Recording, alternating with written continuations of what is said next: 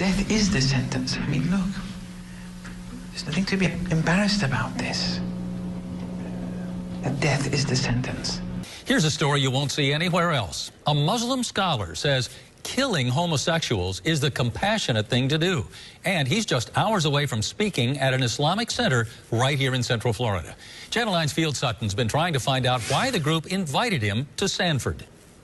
Off camera, one of the people who is a member here told me that Sheikh Farrokh Sekaleshfar's speech last night on women's issues was well received and not particularly controversial. But we already know that many people in the Sanford area and around Central Florida are upset about what is coming tonight. Yeah, I'll ask him. Seminole County resident Alan Kornman told Eyewitness News he couldn't believe what a simple Google search turned up about the man speaking at this Islamic center tonight. It's appalling. In fact, it's inciting violence against gays, and I find that reprehensible.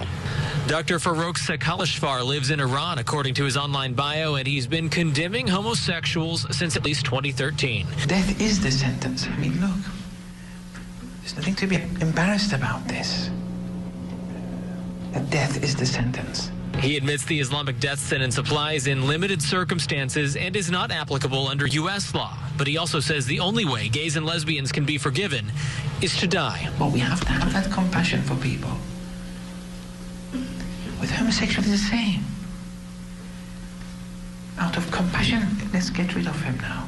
I asked Reverend Brian Fullwider of the Interfaith Council of Central Florida what he thinks about Sekaleshfar's rhetoric. These issues around homosexuality and the crying of it or denouncing of it by religion takes away often from our really important tasks of helping our community.